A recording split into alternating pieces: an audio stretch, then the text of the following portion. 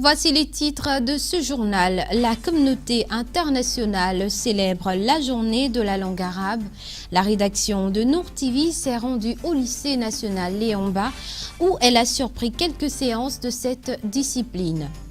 Et puis, l'ONG Convergence pour l'Unité s'insurge contre les détracteurs du chef de l'État sur sa filiation. Déclaration faite au cours d'une rencontre avec la presse internationale et nationale. Voilà tout pour les titres. Bienvenue à tous dans ce Nour Info. Assalamu alaikum wa rahmatullahi wa barakatuh. La mairie du 5e arrondissement a prêté son cadre au lancement de l'atelier sur l'étude de la cartographie du système préscolaire au Gabon. Cérémonie d'ouverture présidée par Jean-Alexis Bourreau, secrétaire général au ministère de la Prévoyance sociale et de la Solidarité nationale. Issa Mefane, compte rendu. L'atelier de lancement de l'étude de la cartographie du système préscolaire au Gabon s'est ouvert à la mairie du 5e arrondissement. C'est un parterre de personnalités qui ont rehaussé de leur présence à ce séminaire de formation chapeauté conjointement par le ministère de la Prévoyance sociale et de la Solidarité nationale ainsi que du Fonds des Nations Unies pour l'enfance, qui apporte un appui financier qui va permettre de réaliser une cartographie du système préscolaire, une réalisation qui se fera avec le gouvernement gabonais et les partenaires privés et religieux qui travaillent dans ce secteur. Le présent atelier répond à un besoin pressant, une donnée et une évidence pour des plaidoyers plus forts et plus appropriés pour ce qui est du préscolaire. Le Gabon a tant fait en matière d'investissements sociaux qu'il est temps de mesurer les forces et faiblesses de cette composante du système scolaire si spécifique et si sensible.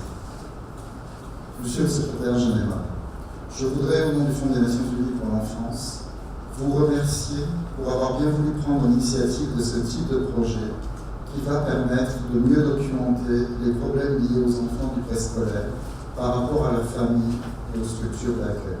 Le cadre juridique mis en place par le gouvernement à travers les textes réglementaires des ministères de l'Éducation nationale et de la Prévoyance sociale, ainsi que les recommandations des États généraux de l'éducation de 2011 ont pris en compte la spécificité de la petite enfance, nous dira le représentant du ministre de la Santé et de la Prévoyance sociale. En garantissant dans sa constitution l'accès à l'éducation de tous ses citoyens, notre pays place la scolarisation de l'enfant au rang des priorités. Des efforts sont consentis par les plus hautes autorités du pays, en tête desquelles le président de la République, chef de l'État, son Excellence Ali Bongo Ondimba, en vue d'obtenir un système éducatif performant. En effet, depuis plusieurs années, ces autorités œuvrent inlassablement pour l'accès à la scolarisation de nos enfants. Ces actions se traduisent par la construction d'infrastructures adaptées, le recrutement des enseignants, l'amélioration de leurs conditions de vie et de travail. En clair, le système de scolarisation de la petite enfance mérite lui aussi une analyse de la situation des enfants qui fréquentent les établissements préscolaires et des personnels d'encadrement. Améliorer la situation sur le plan structurel et juridique de la petite enfance a été un des leitmotivs du gouvernement gabonais, appuyé par le concours du Fonds des Nations Unies pour l'enfance, avec pour objectif mieux cerner le domaine de l'éducation préscolaire et préprimaire dans notre pays. Issa Mefane. Dans le but de cerner les forces et faiblesses du système préscolaire au Gabon, des travaux en atelier ont été menés conjointement pour identifier les acteurs formels et informels, cartographier les structures existantes ainsi que leur statut. C'est ce que nous précisera le directeur général de la famille. L'un des droits fondamentaux de l'enfant, c'est l'accès à la scolarisation. Et le premier endroit de socialisation de l'enfant après la famille, c'est l'école. Et cette école devrait commencer pour tout le monde par l'école pré-primaire, préscolaire, pour permettre à l'enfant de pouvoir s'arrimer plus tard à l'éducation primaire. Pourquoi la cartographie du préscolaire au Gabon? Il existe plusieurs intervenants. En dehors du public géré par l'État gabonais, nous avons des privés laïcs, des privés catholiques, des privés protestants, des privés islamiques, toutes formes d'intervenants dans le système de protection de l'enfant. L'objectif ici, c'est de mettre en synergie tous ces intervenants, tous ces acteurs, de manière à pouvoir cerner la localisation géographique des différents établissements qui existent sur l'ensemble du territoire national dans toutes les circonscriptions scolaires en matière de protection de la petite enfance. Faire un état des lieux pour en déceler les menaces tant structurelles, normatives et psychopédagogiques de ce secteur sensible qu'est l'éducation préscolaire, nous dira ce spécialiste de la protection de l'enfance. Par la suite, de faire une analyse des forces, des faiblesses, des menaces qui pèsent aussi sur ce système préscolaire, mais aussi d'étudier les opportunités qui peuvent exister en termes d'opportunités. On peut voir le potentiel qu'il y a au niveau de la création de ces établissements, même s'ils sont informels, mais peut-être qu'ils ont besoin d'être organisés par un cadre juridique si ce cadre n'existe pas. Et évidemment, donc cette cartographie devrait aussi voir si au niveau normatif, il y a des textes réglementaires qui organisent la création, le fonctionnement et aussi l'évaluation des curricula et donc des programmes d'enseignement adaptés aux préscolaires. Mais aussi sur le plan peut-être psychosocial, de voir si les enseignants ou les praticiens du préscolaire sont sur le plan psychologique, sur le plan pédagogique assez outillés pour répondre aux besoins d'une population aussi fragile et vulnérable que des enfants donc de 0 à 5 ans. Permettre d'identifier les menaces et les forces du système préscolaire au Gabon en améliorant l'efficacité nécessite de travailler sur l'amélioration de la formation donnée et reçue. Conformément au calendrier du ministère de l'Éducation nationale, les établissements primaires et secondaires rendent les résultats du premier trimestre de la présente année académique, comme c'est le cas à l'école franco-arabe Mohamed Mouapa Béouta 1, dont le directeur tire les enseignements. Fatih Raina l'a rencontré pour notre rédaction. L'école franco-arabe Mohamed Mouapa Béouta 1, au terme du premier trimestre de la présente année académique, peut se prévaloir d'un résultat satisfaisant à en juger par les différents résultats enregistrés dont le responsable dresse ici succinctement le bilan. Au terme, n'est-ce pas, du premier trimestre, ce qui concerne le premier primaire, nous avons achevé le premier palier, c'est comme ça qu'on appelle ça PC. Le palier est composé seulement de 5 semaines d'apprentissage et la 6e semaine, c'est ce qu'on appelle la semaine d'intégration. Donc nous sommes arrivés au terme de tout ce travail pédagogique. Et comme je l'ai dit dans le temps à vos confrères, les résultats globalement sont satisfaisants. Au-delà des résultats probants de cet établissement, l'administration et l'ensemble du corps enseignant ne comptent pas baisser les bras et promet par ailleurs de redoubler d'efforts. Nous sommes au-delà de 44% de pourcentage de réussite. Mais, comme je l'ai dit hier, il ne s'agit pas pour nous de dormir sous nos lauriers et de se contenter en disant que bon, tout est fait, ça y est, non. Nous devons continuer à impulser une dynamique. Mais cette dynamique se repose seulement sur la discipline. Donc, ce n'est que dans la discipline que nous serons en mesure de faire un bon travail pour les 2 ans de temps. Bon, maintenant, je crois qu'au-dessus de tout ça, il va falloir s'asseoir avec les collaborateurs, qui sont les acteurs essentiels de l'école, les enseignants, pour que nous puissions voir ensemble ce qui a marché et continuer ce qui n'a pas marché. Donc, faire un bilan. Au moment où les plus hautes autorités du pays prennent pour l'excellence, il est plus qu'indispensable que la majorité de nos établissements redoublent d'efforts pour rehausser leurs enseignements afin de les arrimer aux standards internationaux. L'ambiance au sein du campus de l'université Omar Bongo semble reprendre progressivement ses droits après une journée d'échauffourée entre les locataires du campus et les forces de l'ordre, tentant de ramener la sécurité, une scène de violence intervenant à la suite de l'interpellation du président de la mutuelle et de son secrétaire général, Ismaël Obianzé, pour notre rédaction. Tout commence par un énième renvoi de l'instruction censée trancher l'affaire Firmin Olo et Célestin Mitton, 2 étudiants de l'université Omar Bongo de Libreville, incarcérés depuis le mois de mai dernier à la prison centrale. Pour les parents des étudiants en détention, les présumés casseurs et instigateurs des troubles à l'université sont innocents. La colère entraîne la haine. Alors, jusqu'à ce jour, cet enfant est toujours détenu.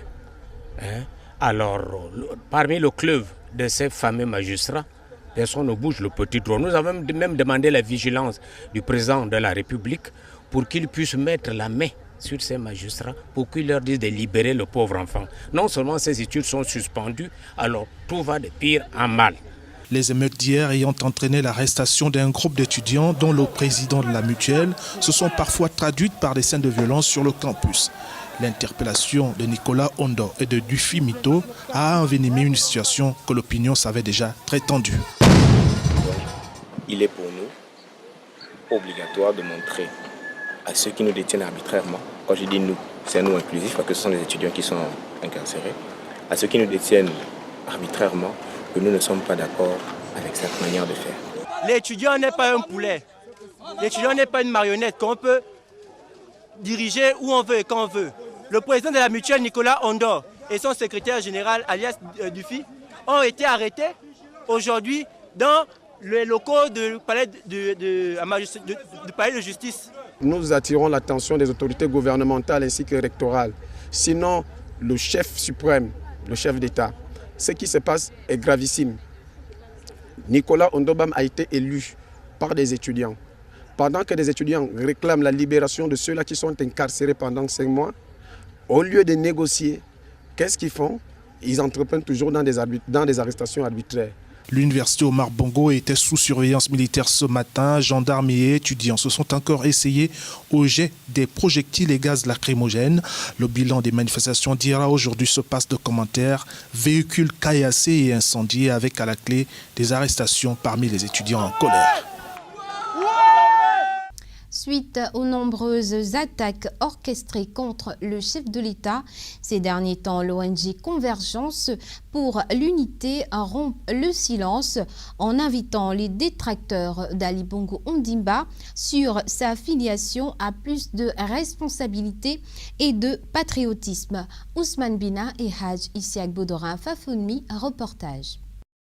Face à la presse nationale et internationale, l'ONG Convergence pour l'unité, pour cette énième sortie, le président de cette organisation non gouvernementale a eu voix au chapitre en exhortant les détracteurs du chef de l'État Ali Bongo Ondimba sur sa filiation à plus de patriotisme et de responsabilité parce que incarnant l'autorité de l'État. Je viens pour défendre l'institution républicaine qui est la présidence de la République. C'est ce débat que je demande d'arrêter aujourd'hui. Qu'on n'a qu'à arrêter. La Côte d'Ivoire a vu ça, le Congo voisin a vu ça, tout le monde a vu ça. Parce que aujourd'hui, qui peut me dire qu'il n'a pas un parent, une affiliation qui ne soit pas du Gabon? Qui peut me le dire? Dans toutes nos familles, on a forcément une mère, une tante, une cousine, quelqu'un. Mais nous disons, ne posons pas ce débat au Gabon parce que ça a brûlé la Côte d'Ivoire. Ça a fait près de 6 000 morts en Côte d'Ivoire. Ça a fait des morts au Rwanda. Ça a fait des morts partout. Et c'est pourquoi je dis aujourd'hui, monsieur et madame les journalistes, je sais qu'après ça, vous ferez bien votre travail. Au lendemain de la tenue des États généraux de la communication, la presse gabonaise doit se montrer davantage impartiale et professionnelle dans le traitement de l'information, a martelé le directoire de cette ONG au cours de ces échanges. Je suis surpris qu'après les États généraux de la presse qui viennent de se terminer vendredi, c'est difficile parce que vous êtes le 4e pouvoir. Mais je voudrais quand même vous dire que je ne sais pas ce qu'on appelle légion étrangère. Il n'y a pas de légion étrangère au Gabon. Monsieur Akombessi jouit de la nationalité gabonaise. il a un décret signé du président Bongo. Moi, je connais, vous qui dites partout dans les quartiers qu'Akombessi est arrivé en 2000, en 2005 ou en 2004, je dis que c'est faux. Je suis ami à M. Akombessi depuis 1996. Il n'est pas question pour ceux-là qui tentent de dévier la trajectoire amorcée par le chef de l'État et de laisser continuer ses détracteurs, a dit le président de l'ONG Convergence. L'OTAN est plutôt propice au dialogue et à la concertation permanente qui doit prévaloir en principe au quotidien, ce dans l'optique de sauvegarder les principes d'unité nationale chers à notre pays, le Gabon. Nous l'annoncions en titre que la communauté internationale célèbre ce jour la journée dédiée à la langue arabe. Cette langue prend visiblement de l'ampleur sous nos latitudes, puis qu'insérée dans nos programmes scolaires, comme c'est le cas au lycée national Léon-Bas, où était pour nous Nour TV, Ahmed Farlambeni et Vaka. Chinoun, Sordoun, Bordoun, ces lettres ne sont pas du mandarin, mais plutôt de l'arabe. Sabaoul Nour, Sabaoul Khair, Ismi Monica, Anna Timizatoun, Anna Gambonia. Comme tous les 18 décembre de chaque année, le monde connaît une journée spéciale, celle de la langue arabe. C'est une langue qui est un peu différente des autres parce que nous l'écrivons de la droite vers la gauche. Elle a 28 lettres dans l'alphabet, voilà. Et nous l'apprenons ici au lycée Léon-Bas. Et les enfants trouvent leur compte. Parlée dans plus de 25 pays, la langue sémitique attire de plus en plus d'adeptes pour son originalité. J'ai aimé, j'ai vu les autres parler arabe, ça m'a donné l'envie de faire arabe. En voyant comment on écrit le réseau de la gauche, ça m'a donné l'envie d'apprendre à écrire pour mieux l'arabe. J'ai voulu voir en fait la difficulté que les gens voient dans cette langue. Particulièrement, je me rends à Dubaï, et quand je sais que Dubaï c'est un pays qui parle l'arabe, donc pour me faciliter la tâche, je pensais à entrer dans un club. Chercher à parler et à comprendre. Journée qui vise à faire reconnaître l'immense contribution de la langue arabe à la culture universelle, mais également à renouveler un attachement au multilinguisme. Les enfants, il y a certains qui choisissent la langue arabe et après un moment, ils se demandent, les parents se disent est-ce que c'est pas l'islam, est-ce que c'est... Voilà, souvent cette difficulté-là aussi vient et j'explique aux enfants qui partent expliquer à leur père ou à leurs parents que c'est pas forcément la religion, c'est d'abord une langue qui peut être parlée, qui peut être utilisée dans le tourisme, qui peut être utilisée dans les affaires, qui peut être utilisée comme toute autre langue. Rappelons que c'est en 1948 que l'UNESCO déclare lors de sa 3e conférence générale à Beyrouth au Liban que l'arabe sera, en plus de l'anglais et du français, la 3e langue de travail des organes directeurs. Et puis, note de culture dans cette édition d'information pour dire qu'en pareille période dans le monde entier, plusieurs manifestations sont organisées ça et là, à l'exemple de celle tenue à l'Institut français de Libreville sur la comédie musicale. Ahmed Farlambeni et Vaka s'y est rendu pour nous. Il y a des dates importantes dans une société qui ne passent inaperçues, nécessitant une certaine organisation autour d'elle. Pour preuve, l'Institut français prêtait son cadre à la mise sur planche d'une comédie musicale qui voyait en outre la participation d'un groupe de danseurs de la place ayant gratifié le public de sa belle chorégraphie. Au début, c'était ennuyant, mais du milieu vers la fin, c'était quand même bon. Formidable et vraiment impressionnant. Quand Mickey est venu, tout ça, c'était très génial. Par contre, le truc un peu bizarre, c'est quand il y avait tout le monde là qui se rajoutait à la fin. Oui, les mascottes, c'était bizarre. Pour les membres du comité d'organisation de cet événement, qui est le fruit d'une intense réflexion, reviennent ici sur les motivations d'une telle activité. C'est une idée que j'avais depuis plusieurs années. J'avais envie de créer un spectacle pour les enfants, vu le manque d'activités ludiques et de spectacles pour enfants à Libreville. Je suis satisfait, il y a un petit travail encore à faire, il y a du travail à faire, mais pour une première, avec 20 danseurs, vous savez, c'est pas facile à manager. Et je pense que pour une première, on a réussi un beau spectacle. Un premier coup d'essai qui fut, semble-t-il, un coup de maître au vu de la forte présence de la jeunesse de Libreville. Les participants garderont cet instant de partage en mémoire.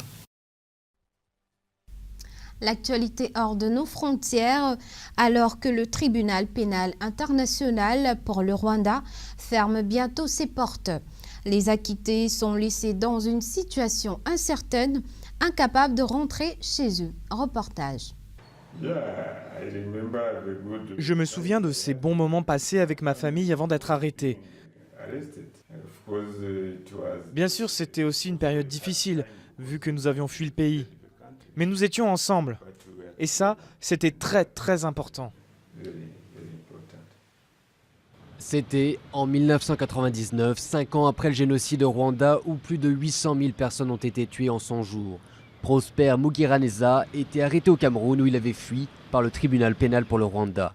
Les accusations allaient de complot en vue de commettre un génocide à incitation directe et publique à commettre un génocide. Après 14 ans d'un procès à rallonge et après une première condamnation, Prosper est finalement acquitté en appel en 2013. Aujourd'hui, c'est un homme libre, mais il reste de fait prisonnier à Arusha au nord de la Tanzanie où se situe le tribunal. Il ne peut pas retourner au Rwanda ou rejoindre sa famille en France. Je me suis beaucoup battu pendant de longues années pour retrouver ma famille. Et c'est un drame pour moi de voir qu'au final, après avoir été acquitté, je ne peux même pas rejoindre ma famille. Je ne peux même pas voir mes enfants. Je ne peux même pas voir ma femme.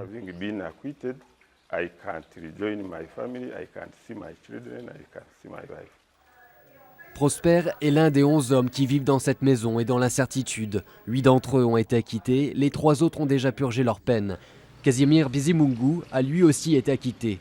La course l'aide à passer le temps. Mais si les hommes sont autorisés à sortir de la maison, ils n'ont pas le statut de résident permanent ni de permis de travail.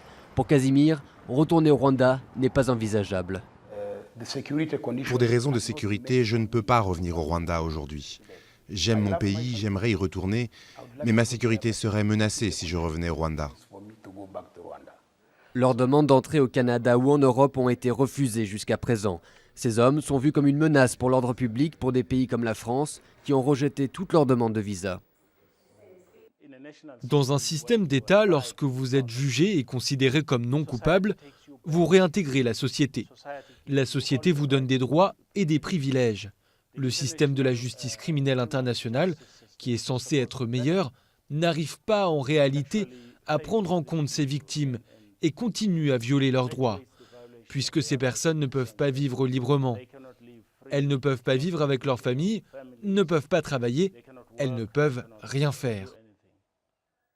Certains acquittés ont pu malgré tout se réinsérer, aidés par le tribunal. Celui-ci n'a plus beaucoup de temps pour trouver une hypothétique solution pour ceux qui restent. Il achèvera l'essentiel de ses travaux à la fin de l'année 2014, 20 ans après sa création. La Tunisie organise ce dimanche 21 décembre le second tour de sa première présidentielle post-révolution, opposant le président sortant Monsef Marzouki au chef d'un parti anti-islamiste, Beji Saïd Essebsi, un scrutin qui doit achever 4 années de transition parfois chaotique. La Tunisie organise dimanche 21 décembre le second tour de sa première présidentielle post-révolution, opposant le président sortant Monsef Marzouki au chef d'un parti anti-islamiste, Beji Saïd Essebsi. Un scrutin qui doit achever 4 années de transition parfois chaotique. La phase transitoire a vraiment été une souffrance. Il y a eu beaucoup de secousses et d'instabilité.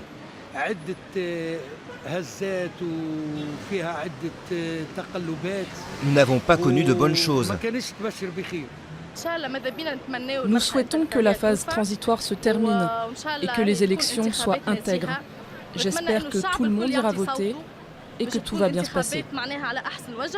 On a constaté que cette première partie de campagne était très virulente. Là, je parle au niveau des discours des deux candidats. L'un, Beji Saïd Essebsi, expliquant que les électeurs du premier tour de Marzouki étaient en gros des djihadistes, de l'autre Marzouki qui conteste le résultat du scrutin avant même qu'il ait lieu, en disant en fait que le grand risque de cette élection c'était le bourrage des urnes au profit de son concurrent. Bon.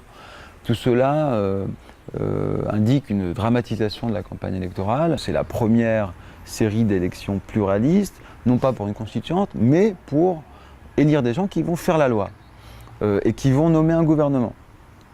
Et qui vont permettre ainsi d'inscrire dans la durée la politique tunisienne en Tunisie. Bon, c'est vrai que c'est une pulsation importante de ce processus de changement politique. De là à dire que c'est la fin d'une période, que c'est la garantie de la démocratie, je serais plus nuancé. En Tunisie, 3 scrutins ont eu lieu depuis 3 ans. Et à chaque fois, la transparence des élections a fait débat, surtout avant.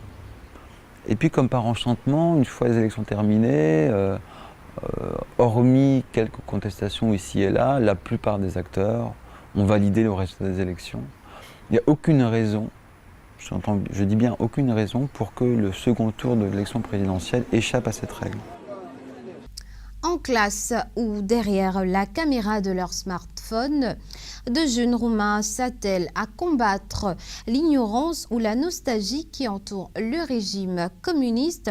25 ans après la chute de l'ancien dictateur Nicolae Ceausescu. Teddy Nekula est né au printemps 1989, quelques mois avant la fin de la brutale dictature de Ceausescu en Roumanie. Malgré le handicap qui le frappe dès sa naissance, le jeune homme a décidé de devenir cinéaste. 25 ans après la chute du dictateur, il a demandé à des jeunes de filmer sur leur téléphone portable tout ce qui pouvait évoquer cette époque.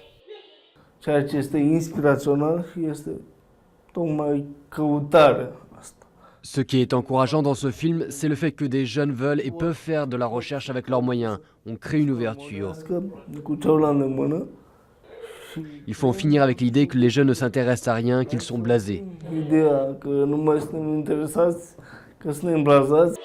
Bâtiment délabré, enseigne datant des années 1970, retraités nostalgiques, 50 adolescents se sont prêtés au jeu en filmant des symboles du passé avec leur smartphone.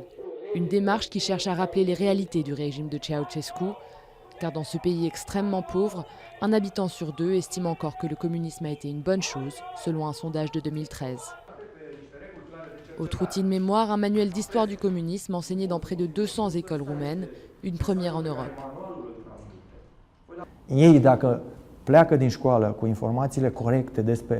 Si les jeunes apprennent à l'école les informations correctes sur l'idéologie et le régime communiste, sur les valeurs de la démocratie et l'essence de la liberté comme base d'une vie tranquille et heureuse, ils seront immunisés face à toute propagande qui pourrait les éloigner du chemin démocratique. Propagande care ar putea să-i scoată de pe linia aceasta unei lumi democratice. Chaque année, l'Institut roumain de recherche sur les crimes du communisme organise des écoles d'été qui incluent une visite de l'ancienne prison de Râmnicu Sărat, vestige de la répression communiste. L'expérience que j'ai vécue à Râmnicu Sărat m'a vraiment marquée et je ressens le besoin de partager avec d'autres ce que j'ai appris. On doit connaître son passé et j'invite chacun à se mettre dans la peau de ceux emprisonnés là-bas. Cette année, l'ex-commandant du pénitencier, Alexandru Vișinescu, a été accusé de crimes contre l'humanité, le premier procès de ce style en Europe de l'Est. Mais on peut aussi préserver la mémoire à travers la musique. La chaîne nationale de radio a récemment organisé un concert de chansons de l'époque, interprété par des enfants d'aujourd'hui. Un spectacle thérapie créé pour faire comprendre aux jeunes l'enfance communiste de leurs parents et guérir les blessures du passé. À présent, voici quelques images de l'actualité du monde en bref. L'Occident se comporte comme un empire qui veut faire marcher au pas ses vassaux, attaque Vladimir Poutine. Le président russe n'entend pas modifier sa ligne de conduite dans l'est de l'Ukraine. Très attendu sur la question économique après l'effondrement du rouble, il promet à ses compatriotes une sortie de crise d'ici 2 ans. Dans un tout autre registre, Poutine a surpris son auditoire en avouant être amoureux, sans donner plus de détails. Nabila sort de prison. La starlette est placée sous contrôle judiciaire par un juge d'instruction dans l'attente d'un éventuel procès en 2015. Il lui est interdit d'entrer en contact avec Thomas Vergara, son ex-compagnon qu'elle est accusée d'avoir poignardé. Nabila ne pourra pas non plus évoquer l'affaire sur les réseaux sociaux ou dans les médias. Pas de coup de pouce pour le SMIC. En 2015, un salarié au salaire minimum touchera 8 € de plus par mois, soit 1 136 € net. Une hausse de 0,8% qui correspond uniquement au mécanisme légal de revalorisation. Les syndicats, qui demandaient une augmentation plus conséquente, regrettent de ne pas avoir été entendus par le ministre du Travail, François Rebsamen. Boko Haram a encore sévi au Nigeria. Au moins 185 personnes ont été enlevées dimanche par le groupe islamiste dans un village du nord-est du pays. Les autorités locales affirment que les otages sont des femmes et des enfants. Les assaillants ont aussi tué 32 personnes dans l'attaque. Les informations sur ce massacre ont mis 4 jours à parvenir au monde du fait de l'absence de réseau téléphonique dans la région et du mauvais état des routes. Le Racing Métro s'offre un All Black. La star néo-zélandaise Dan Carter a signé pour 3 saisons avec le club francilien. Il rejoindra le top 14 en décembre 2015 après la Coupe du Monde de rugby. Reste une interrogation, l'état de forme de l'ouvreur de 32 ans. Le club a prévenu, il ne jouera pas forcément tous les matchs, mais aura un rôle de leader auprès des jeunes. Pour la boucle de cette session d'information, Thierry Nzamba, docteur en anthropologie, directeur général de la culture, en prélude à la tenue du premier salon des arts plastiques de Libreville, est l'invité de la rédaction. Il répond aux questions d'Ousmane Bina et Raj Isiak Bodorin Fafounmi, Images. C'est nous qui vous remercions déjà de vous intéresser à tout ce que nous faisons comme activité, notamment aujourd'hui en ce qui concerne le Salon d'art plastique de Libreville dans le cadre de sa première édition. Donc c'est une activité qui est organisée par le ministère de la Culture, des Arts et de l'Éducation civique et qui aura donc lieu à partir de demain, 19 décembre, à l'Assemblée nationale. Donc Monsieur le Président de l'Assemblée nationale a bien voulu accueillir effectivement cette activité et donc nous céder cet espace-là pour cette activité. En termes de préparatifs, il faut dire que ça fait quand même 2 ou 3 mois que les équipes travaillent sur cette question-là. Et je pense que de façon globale, tout se passe plutôt très bien. Les plasticiens sont tout à fait informés. Ils ont tenu régulièrement des réunions d'organisation, bien sûr avec tout le comité d'organisation, que ce soit les sculpteurs ou les plasticiens. On doit en avoir aujourd'hui une bonne trentaine, je pense 32 ou 33 hommes et femmes de toute génération qui vont donc nous présenter leurs différentes œuvres que le public découvrira pendant près d'un mois à l'Assemblée nationale. Ce qu'il faut dire, c'est que pour ce salon d'art plastique, dans sa première édition pour cette fois, l'objectif que nous poursuivons est de montrer la créativité nationale, la production de tout ce qu'il y a comme sculpture, tout ce qu'il y a comme toile dans notre pays aujourd'hui, de montrer donc l'écriture plastique de notre pays. Mais bien sûr, en cette fin d'année aussi, renforcer l'offre culturelle de Libreville, donc offrir au public librevillois un espace où il pourrait effectivement venir apprécier la production, les productions de nos plasticiens. C'est un peu les objectifs que nous poursuivons par derrière. Et puis, peut-être aussi, et ça c'est notre travail en tant qu'administration, de créer un réseau, donc un lien entre les sculpteurs qui sont les principaux acteurs, donc les sculpteurs, les peintres, qui sont les principaux acteurs du milieu artistique et culturel, et nous qui sommes l'administration. Le thème, c'est entre deux. Entre deux, d'abord parce que nous avons là des hommes et des femmes, donc deux genres. Nous sommes entre des années charnières, donc 2014-2015, entre deux. C'est deux tendances, deux générations, deux expressions, sculpture et peinture. Donc c'est tout ça aussi qui indique le thème que nous avons mis pour cette année. Et puis, bien sûr aussi, il faut dire qu'en réalité, ce salon d'art plastique de Libreville entre dans la politique culturelle que nous mettons actuellement en place. Et cette politique culturelle, naturellement, s'inscrit dans le cadre du PSG, donc le plan stratégique Gabon émergent, et qui veut faire de Libreville un pôle culturel majeur de notre pays, une destination culturelle privilégiée. C'est le début de quelque chose. Nous commençons simplement à initier un certain nombre de grosses activités et tout ça va se poursuivre. Très prochainement, vous aurez l'occasion de revenir certainement. Il y a plein d'autres choses qui vont se faire. Et justement, vous venez de mettre, monsieur le directeur général, un pied là dans le plat, que ça a montré dans le cadre, effectivement, comme vous l'avez si bien dit tantôt, du PSG, chef de l'État. Est-ce que pour une première initiative, une première de genre, un salon d'art plastique, est-ce que, selon vous, à votre avis, il y avait un manque de volonté politique ? Ah non, pas du tout, pas du tout. Ce n'est pas du tout un manque de volonté politique. La réalité est que il faut que nous fixions un cap il ne faut pas faire du pilotage à vue. Il y a un certain nombre d'instructions qui avaient été données pour organiser le milieu artistique et culturel. Et la vie existe, la vie culturelle existe. Et donc, mais à partir de ce moment, l'État prend le relais pour organiser. Mais aujourd'hui, nous parlons de salon d'art plastique, mais en réalité, la première édition du salon d'art plastique, mais il y a eu déjà d'autres initiatives dans cet esprit-là. Aujourd'hui, simplement, on essaie de reformaliser les choses, de redonner un nouveau contenu avec, bien sûr, les nouvelles orientations qui sont indiquées. Et c'est pourquoi nous sommes là aujourd'hui pour ce salon d'art plastique-là. On donne simplement une autre appellation à des activités qui sont peut-être organisées parfois dans des galeries privées, un certain nombre d'activités de ce type-là. Mais pour cette fois, le ministère de la Culture, des Arts et de l'Éducation civique, donc sur instruction de Monsieur le ministre, a bien voulu récupérer, donc mettre ensemble toutes les générations d'artistes, tous les gens, pour que cette fois, ça soit une activité directement conduite par le ministère de la Culture. Dernière préoccupation certainement, pour clore notre entretien, Monsieur le Directeur Général, vous le savez, vous comme nous, que l'art plastique regroupe ou comporte plusieurs disciplines. Est-ce que l'on peut dire ici ou affirmer, sans risque de se tromper, que ces différents acteurs ont été contactés en vue justement de prendre une part active à cette grand-messe de la culture? Oui et non à la fois. D'abord, oui, parce que nous avons un certain nombre de participants et nous, ça nous satisfait. Non, tout simplement aussi parce que, comme vous l'avez indiqué, les arts plastiques, c'est large, c'est très large. Et pour une première édition que nous voulons faire, nous n'avons pas voulu embrasser tout l'ensemble des corporations en matière, corps de métier en matière d'art plastique. On a voulu cibler deux expressions pour commencer, donc la peinture et la sculpture. C'est ça que nous allons découvrir à l'Assemblée nationale. Je pense bien 17 peintres et 15 sculpteurs pour commencer.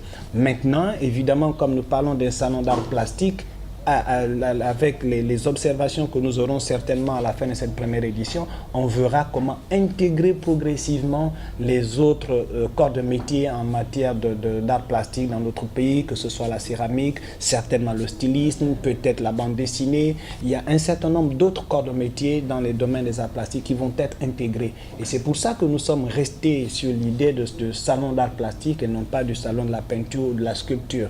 Une autre chose que je voudrais ajouter, c'est que pour ce salon d'art plastique, le SAPL, il y a une sous-thématique, nous l'appelons le libre art. Le libre art pour une raison simple, parce que nous pensons que ce salon d'art plastique a lieu à Libreville, d'où libre, mais libre de Libreville. Deuxième chose, il y a une création artistique qui est très forte, comme je l'ai dit, une écriture artistique qui est très forte, et cette écriture artistique-là s'exprime.